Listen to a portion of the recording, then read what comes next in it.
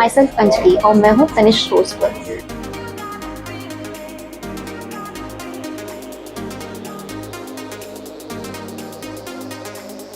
यहाँ पे एक बहुत ही ज़्यादा अच्छा ऑफर चल रहा है जो कि है ओल्ड गोल्ड एक्सचेंज। यहाँ आप जैसे ही अपने पुराने ज्वेलरीज लेके आते हैं, ना ही ये सिर्फ एक्सचेंज करते हैं, पूरा प्रोसीजर दिखाते हैं कि वो कैसे मेल्ट करते हैं, उसकी कैसे वैल्यू आती है, उसी वैल्यू से वो आपको कैसे एक्सचेंज करके देते हैं। आप ज़रूर आएँ और इस ऑफर को एक्सपीरियंस करें।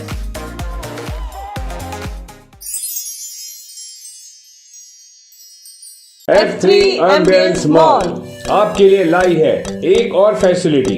अब आप F3 एम्बियंस मॉल में शादियां, जन्मदिन से लेकर हर किस्म की पार्टियों की भी बुकिंग कर सकते हैं। बेहतरीन लोकेशन, खूबसूरत डेकोरेशंस, उम्दा सर्विसेज और फर्स्ट क्लास हॉस्पिटैलिटी के लिए याद रखिए F3 एम्बियंस मॉल। पहले ही दिन से लोगों के दिल जीतने वाली अंडमान में एकमात्र mall F3 ambience mall. Bookings के लिए स्क्रीन पर दिए गए नंबरों पर संपर्क करें।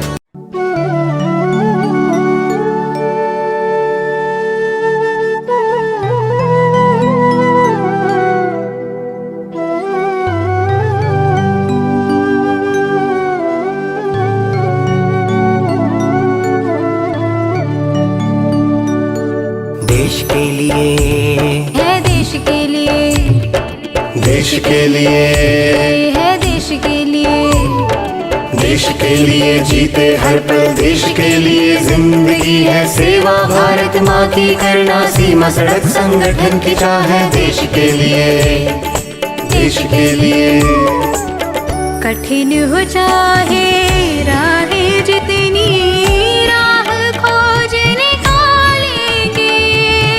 राह न मिली तो भी हम एक नई राह बनाएंगे। संगठन है आगे हरदम, कर्मयोगी आगे हर क्षण। संगठन ये वीरों का है, देश से इनकी बंदगी है। बर्फीली हो चोटी या हो दरिया का कोई किनारा, पर्वत शिखर पे लहराया हमने तिरंगा प्यारा। देश के लिए है, देश के लिए, देश के लिए है, देश के लिए। जैसा आपको ज्ञात होगा कि BRO 1960 से देश के निर्माण में लगा हुआ है और 1970 के बाद में BRO का एक प्रोजेक्ट अंडमान निकोबार आइलैंड्स के रिहेबिलिटेशन ऑफ रोड्स के लिए भी इंडक्ट हुआ। इसमें BRO के प्रोजेक्ट यात्रिक ने बहुत ज़्यादा काम किया और 94 तक इन्होंने यहाँ पर सामरिक दृष्टि से जो महत्वपूर्ण सड़कें हैं उनका निर्माण किया और इंफ्रास्ट्रक्चर डेवलपमेंट किया। 94 में यात्रिक प्रोजेक्ट को यहाँ से निकाल लिया गया। लेकिन 2004 में जब सुनामी आया, दिसंबर 2004 में, उसके बाद में तुरंत जून 2005 में BRO का जो टास्क फोर्स है यहाँ पर आया और जितना भी नुकसान हुआ ग्रेट निकोबार आइलैंड में खासकर, उसको रिकंस्ट्रक्ट करने के लिए हमने काफ़ी ज़्यादा काम किया। और जब से आज तक BRO का टास्क फोर्स यहाँ पर है और ग्रेट निकोबार आइलैंड में काफ़ी ज़्यादा काम कर रहा है। आज जब हम आपसे बात कर रहे हैं तो शास्त्री नगर से इंदिरा पॉइंट तक कनेक्टिविटी BRO के टास्क फोर्स ने दे दिया है और कल गलातिया रिवर पर और नए ब्रिज का 216 मीटर परमानेंट ब्रिज का कंस्ट्रक्शन का काम शुरू होगा। इसके साथ साथ हमें, क्योंकि काम का जो तेज़ी है, क्वालिटी है, उसको देखकर इंडियन कोस्ट गार्ड ने भी हमें काफ़ी काम दिए हैं, जिसमें उनका रहने का अकोमोडेशन, कुछ सड़कें और एक महत्वपूर्ण जेटी जो डुंडास पॉइंट पर आएगी, जिसका कॉस्ट तकरीबन 600 करोड़ का होगा, वो भी हम जल्दी ही काम शुरू करने वाले हैं। इसके अलावा सिंकैन ने भी हमें काफ़ी अपना जो इंफ्रास्ट्रक्चर डेवलपमेंट का काम सौंपा है, जिसमें अकोमोडेशन है, कुछ स्ट्रैटेजिक पॉइंट ऑफ व्यू से जो अकोमोडेशन और स्टोरेज अकोमोडेशन है, रोड्स हैं, वो हमें दिए गए हैं। तो हमारा काम पिछले 2 वर्षों में अंडमान निकोबार आइलैंड्स में बहुत ज़्यादा बढ़ा है, बीआरओ का जो फुटप्रिंट है यहाँ पर तकरीबन परमानेंट हो गया है। और आगे आने वाले समय में बीआरओ यहाँ पर जो टास्क फोर्स है इसका स्ट्रेंथ बढ़ाने वाला है, क्योंकि बहुत ज़्यादा महत्वपूर्ण काम आ रहे हैं। और जैसा आपको ज्ञात है कि कैम्बल बे के साथ में वहाँ पर गवर्नमेंट ने ट्रांसशिपमेंट पॉइंट भी अभी अनाउंस किया है, जो सामरिक दृष्टि से और व्यावसायिक दृष्टि से भी बहुत महत्वपूर्ण है अपने देश के लिए। उसके साथ साथ मिले जुले जो प्रोजेक्ट्स हैं उनको बीआरओ काम करने के लिए तत्पर है। कुछ यहाँ पर एयरफील्ड्स भी हैं जिस पे सोच विचार चल रहा है, जो बीआरओ को उनका काम सौंपा जाए अंडमान निकोबार में, जिससे जो हमारी मूवमेंट ऑफ ट्रुप्स है वो ज़्यादा तेज हो सके। जहाँ तक जनरल द्वीपवासी आइलैंडर्स जो हैं वे आप लोगों के यूनिट से उतना वाकिफ नहीं है सर, उनको उतना थोड़ा सा अगर आप एक्सप्लेन करें कि व्हाट एग्जैक्टली इज बीआरओ। हम समझते हैं क्योंकि हमें तो नॉलेज रखनी पड़ती है, बॉर्डर रोड ऑर्गेनाइजेशन हो गया, और इनका बीएसएफ से क्या ताल्लुक है, ऐसा कुछ कनेक्शन है या नहीं है, या फिर और जैसे और भी हो गए आईटीबीपी हो गए, बॉर्डर पुलिस। तो थोड़ा सा अगर आप एक्सप्लेन करें तो अंडमान निकोबार की जो आम जनता है उनको भी पता चलेगा exactly what BRO is doing in Andaman island. BRO मतलब बॉर्डर रोड्स ऑर्गेनाइजेशन। ये organisation as integral part of army 1960 में शुरू किया गया। जो आर्मी की सड़कें इसका काम सौंपा गया, जितना भी लैंड बॉर्डर्स है हमारा गुजरात राजस्थान से लेकर जम्मू कश्मीर तक, और जम्मू कश्मीर से होते हुए उत्तराखंड और नॉर्थ ईस्ट की जितने भी स्टेट्स हैं, तो तकरीबन हमारा आज 11 स्टेट्स और 3 यूनियन टेरिटरीज़ में हमारा फुटप्रिंट है। और लगातार हम तब से तकरीबन 61,000 किलोमीटर का सड़क हम बना चुके हैं लैंड बॉर्डर्स पर। उसके साथ साथ 905 ब्रिजेस बनाए हैं, 4 टनल बन चुकी हैं और 19 एयरफील्ड बनाए, जो ना केवल सामरिक दृष्टि से महत्वपूर्ण है बल्कि जो रिमोट विलेजेस हैं, हमारे दूर दराज इलाके हैं, उनको बीआरओ ने जोड़ा है। और बीआरओ एक अलग से रोड कंस्ट्रक्शन और इंफ्रास्ट्रक्चर कंस्ट्रक्शन डिपार्टमेंट है, जिसका बीएसएफ या आईटीबीपी से कोई समन्वय नहीं है। हम इंटीग्रल पार्ट हैं, लेकिन आज क्योंकि हमारा काम बहुत अच्छा रहा है और बहुत तेज़ी से होता है, क्वालिटी का होता है और ट्रांसपेरेंसी बहुत है बॉर्डर रोड ऑर्गेनाइजेशन में, तो हमें 4 मिनिस्ट्रीज़ ने और काम दिया है। हम प्राइमरली एमओडी के लिए काम करते हैं, मिनिस्ट्री ऑफ डिफेंस के लिए, लेकिन आज हम एमओआरटीएच के लिए काम कर रहे हैं, रोड ट्रांसपोर्ट मिनिस्ट्री के लिए, एमएचए के लिए, होम अफेयर्स की मिनिस्ट्री के लिए काम कर रहे हैं, मिनिस्ट्री ऑफ एक्सटर्नल अफेयर्स के लिए काम कर रहे हैं, और डोनर मिनिस्ट्री जो नॉर्थ ईस्ट स्टेट को देखती है उनके लिए काम कर रहे हैं। आज हमारा एक प्रोजेक्ट है परमानेंटली लोकेटेड 1961 से भूटान में, प्रोजेक्ट दंतक, जो वहाँ का इंफ्रास्ट्रक्चर, रोड्स, एयरफील्ड्स का निर्माण कर रहा है। और बाकी भी हमने अफगानिस्तान, म्यांमार, कजाकिस्तान, कई फॉरेन कंट्रीज़ में भी काम किया है और आगे आने वाले समय में दूसरे देशों में भी काम करने के लिए तत्पर हैं। तो बीआरओ एक प्रीमियर ऑर्गेनाइजेशन है, स्पेशली लैंड बॉर्डर्स को डेवलपमेंट करने के लिए। अभी गवर्नमेंट ऑफ इंडिया ने वाइब्रेंट विलेज पैकेज का अनाउंसमेंट किया, जिसमें ऑनरेबल होम मिनिस्टर खुद first village of north east Kibithu में गए और वहाँ पर इन्होंने वाइब्रेंट विलेज पैकेज को अनाउंस किया, जिसमें फेज़ 1 में 662 विलेजेस आने वाले हैं। उसमें से 441 केवल अरुणाचल प्रदेश में आएंगे। उसके लिए गवर्नमेंट ने 4,800 करोड़ का फंड्स एलोकेट किया है, और 4,800 में से 2,500 करोड़ केवल सड़कों पर लगेंगे, और उसमें से ज़्यादातर जो पोर्शन है सड़कों का वो बीआरओ को आएगा, क्योंकि हमारे 17 projects all along land borders तैनात हैं। उनकी यूनिट्स, छोटी छोटी यूनिट्स हर 20-30 किलोमीटर पर फैली हुई हैं, तो ज़्यादातर जो सड़कें बॉर्डर्स पे बनती हैं वो बीआरओ उसका निर्माण करता है। Book your all domestic and international flight tickets online with Andaman Blue Bay Holidays, Andaman's first flight ticket online booking website.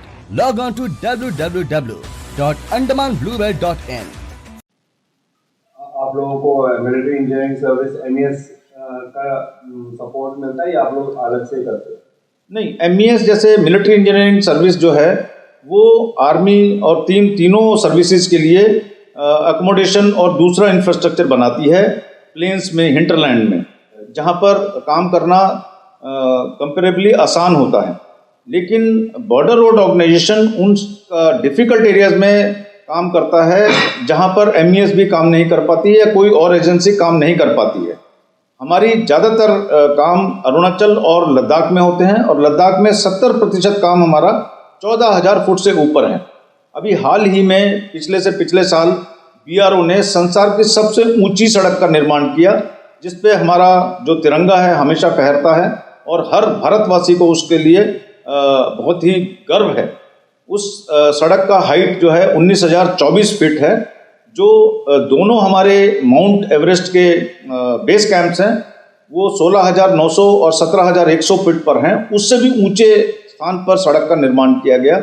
Umling La is now the highest motorable road in the world and ये आपको और बताना चाहता हूँ कि Umling La Siachen glacier से भी ऊंचा है। सियाचिन ग्लेशियर का हाइट जो आपको मालूम होगा 17,700 फुट है और उमलिंगला 19,024 फुट पर है। उस पर सड़क बनाने में बहुत तकलीफें आया क्योंकि वहाँ पर ऑक्सीजन का जो लेवल है वो तकरीबन 45% हो जाता है और वहाँ पर एटमॉस्फेरिक प्रेशर भी तकरीबन 50% हो जाता है। तो उसमें काम करने के लिए बहुत कठिनाइयाँ आती हैं लोगों को। उनके नाक से खून निकलने लगता है, उनको हैपो भी हो सकता है, उनको सांस लेने में तकलीफ होती है और उसके साथ ही मशीनों को भी वहाँ पर पूरा आउटपुट नहीं मिलता है क्योंकि मशीनों में जो कंबस्शन होता है उसके लिए भी ऑक्सीजन चाहिए। तो मशीनों का भी जो एफिशिएंसी है वो 50 से 60% हो जाता है नई मशीन का। तो वहाँ पर हमने बहुत धैर्य से और बहुत साहस से काम किया हमारे कर्मयोगियों ने और टेक्निकली ऑल्सो उन रोड्स के लिए हमने एक नई टेक्नोलॉजी का इस्तेमाल किया, नॉन फ्रॉस्ट सब बेस का, जो पहली बार भारत में इस्तेमाल हुआ, जिससे रोड का सॉइल अपहीव के कारण डैमेज नहीं होता है। तो इस तरह के बहुत हमने मार्वल्स क्रिएट किए हैं पिछले 2-2.5 सालों में। अभी सेला और निचिपू टनल जो तवांग एरिया को जोड़ती हैं, आपने नाम सुना होगा अरुणाचल प्रदेश में, उनका निचिपू टनल बन गई है और सेला टनल अगले महीने तक बन जाएगी। और अभी गवर्नमेंट ऑफ इंडिया ने शिंकुला टनल का अनाउंसमेंट किया है फरवरी में इसी साल, जो जंस्कार लद्दाख को लाहौल स्पीति हिमाचल प्रदेश से जोड़ेगी और इसकी हाइट 15,855 फीट होगी। तो ये बनकर जब तैयार होगी अगले 3 सालों में, ये संसार की सबसे ऊंची टनल होगी। तो इस तरह के कीर्तिमान हम स्थापित कर रहे हैं लगातार, जो पहले कभी नहीं हुआ वो आज हो रहा है। पिछले साल जो हमें इस साल जो बजट दिया गया सरकार की तरफ से, वो 5,000 करोड़ का केवल GS रोड्स मतलब आर्मी की सड़कों के लिए दिया गया, जो पिछले 2 सालों में 100% उसकी वृद्धि हुई। तो आज सरकार को बॉर्डर रोड से काफ़ी अपेक्षाएं हैं, काफ़ी भरोसा है और तरह तरह के काम हमारे पास आ रहे हैं। उसी भरोसे को नज़रों में रखते हुए अंडमान निकोबार में हमें काफ़ी ज़्यादा काम दिया जा रहा है, जिससे यहाँ का डेवलपमेंट हो सके और लोगों को एक जो कनेक्टिविटी है वो मिल सके, बेसिक कनेक्टिविटी। जैसे आपको मालूम है इंदिरा पॉइंट पर जो लोग रहते हैं वहाँ पर, उनकी कोई कनेक्टिविटी नहीं थी शास्त्री नगर तक। वो हमने सड़क बनाया अभी बहुत रिसेंटली 24 किलोमीटर का, और उस पर ब्रिज भी बन रहा है, जिससे लोग अब आगे जा सकते हैं शास्त्री नगर तक और कैम्बल बे तक। उनको कोई मेडिकल इमरजेंसी होती है, एजुकेशन के लिए या कोई चीज़ खरीदना है, उनके लिए सहूलियत है। तो इस डेवलपमेंट से जो रोड स्ट्रक्चर हम कैम्बल बे में बना रहे हैं और आगे और पोर्ट ब्लेयर के आसपास भी बना रहे हैं कोस्ट गार्ड के लिए, उससे यहाँ का लोगों को बहुत ही ज़्यादा सुविधाएं मुहैया होंगी और कनेक्टिविटी बढ़ेगी। लेकिन सड़कें जो होती हैं ऐसा एक्सक्लूसिव नहीं है कि उस पर डिफेंस ही चलेगी। जब सड़क बनती है दूर दराज इलाकों में, तो उसमें जो लोकल पॉपुलेशन है उसको भी एक सहारा मिलता है, कनेक्टिविटी मिलती है, और जो बिल्कुल कट ऑफ थे गाँव, उनको एक कनेक्टिविटी मिलती है। तो इससे जो सोशो इकोनॉमिक डेवलपमेंट होता है हमारे जो बॉर्डर्स पे, वो भी बहुत तेज़ी से हो रहा है। उसमें बहुत सारे जगहें थी, जैसे डेमचौक है अपना लद्दाख में, जौलीकोंग है उत्तराखंड में, और हुरी विलेज है अरुणाचल प्रदेश में। हुरी विलेज एक ऐसा गांव है जो पिछले 75 सालों से एयर मेंटेन था। वहाँ पर हेलीकॉप्टर आता था हर हफ्ते, और जो भी वहाँ पर सब्जियाँ या ग्रेन्स या मेडिसिन होती थी वो ड्रॉप करके चला जाता। तो वहाँ के लोगों को कोई सड़क नहीं थी, कोई कनेक्टिविटी नहीं थी। उनकी जो तहसील है दामिन, उससे भी कनेक्टिविटी नहीं थी, और जो उनका कुमे डिस्ट्रिक्ट है वहाँ से भी कोई जुड़ाव नहीं था। तो बॉर्डर रोड ने वहाँ पर एक ब्रिज बनाया कुमे रिवर पर, और एक सड़क बनाई हुरी तक, जिससे वहाँ की जो पॉपुलेशन थी उससे पहले वो 200 से 49 हो गई थी। जो यंग लोग हैं वो जॉब्स के सर्च में नीचे आ गए थे। लेकिन जब वो सड़क बनी तो उसकी पॉपुलेशन 200 से 49 से 300 हो गई। वहाँ पर प्राइमरी हेल्थ सेंटर खोल दिया सिविल एडमिनिस्ट्रेशन ने, और एक स्कूल भी खुल गया। पहले वहाँ पर कोई जा ही नहीं पाता था, वहाँ पर कोई गवर्नेंस नहीं थी, कोई सेंट्रल गवर्नमेंट की स्कीम्स जो होती हैं, क्योंकि वहाँ पर कोई टावर नहीं था, कोई कनेक्टिविटी नहीं थी, मोबाइल नहीं चलते थे, तो कोई स्कीम वहाँ पर नहीं पहुँच पाती थी लोगों। तो ये एक बहुत क्रांतिकारी परिवर्तन आया उनकी ज़िंदगी में। और जब मैं वहाँ पर गया, उन लोगों से बात की, तो मैंने पूछा कि आपकी ज़िंदगी में क्या बदलाव आया इस सड़क से। तो उन्होंने बोला कि एक तो हमारा जो लोग नीचे चले गए थे, यंग लोग, वो वापस आ गए हैं, क्योंकि अपनी ज़मीन छोड़कर कोई जाना नहीं चाहता है। उनको अपने वहाँ पर व्यवसाय उन्होंने शुरू किए। दूसरा, जो गांव के बूढ़े लोग थे, वो कहते हैं कि हमने पूरी ज़िंदगी हेलीकॉप्टर देखा, लेकिन गाड़ी पहली बार देखी है। तो क्योंकि वो कभी नीचे गए नहीं, वो बिल्कुल कट ऑफ विलेज था, रिमोट विलेज था अरुणाचल के बॉर्डर पर। तो उन्होंने गाड़ी, जब सड़क बनी तो गाड़ियाँ आने लगी, मोटरसाइकिल आने लगी, और उनका जो लाइफ का स्टैंडर्ड है वो बढ़ा। तो उससे उनको बहुत खुशहाली महसूस हुई। इसी तरीके से जो इंडिया का सदर्न मोस्ट टिप है, इंदिरा पॉइंट, जो 6 डिग्री चैनल के पास है, वहाँ के लोग जो वहाँ पर रहते हैं वो भी बिल्कुल कनेक्टेड नहीं थे। वो पैदल चलते थे शास्त्री नगर तक और फिर आगे कैम्बल बे जाते थे। तो इस शास्त्री नगर से इंदिरा पॉइंट तक जो कनेक्टिविटी BRO की टास्क फोर्स जो यहाँ पर तैनात है उसने दी, तो उनकी लाइफ में भी बहुत बड़ा बदलाव आया है। उनको जो मेडिकल फैसिलिटीज़, एजुकेशन और जो ज़रूरतमंद चीज़ें होती हैं वो हासिल होने लगी हैं। तो उससे उनको बहुत खुशहाली हुई है और बहुत ही इससे सपोर्ट मिली। श्रमेव सर्वं साध्यं नारा हर कोने में गूंजे हैं। भारत के ये वीर सपूत हर मुश्किल से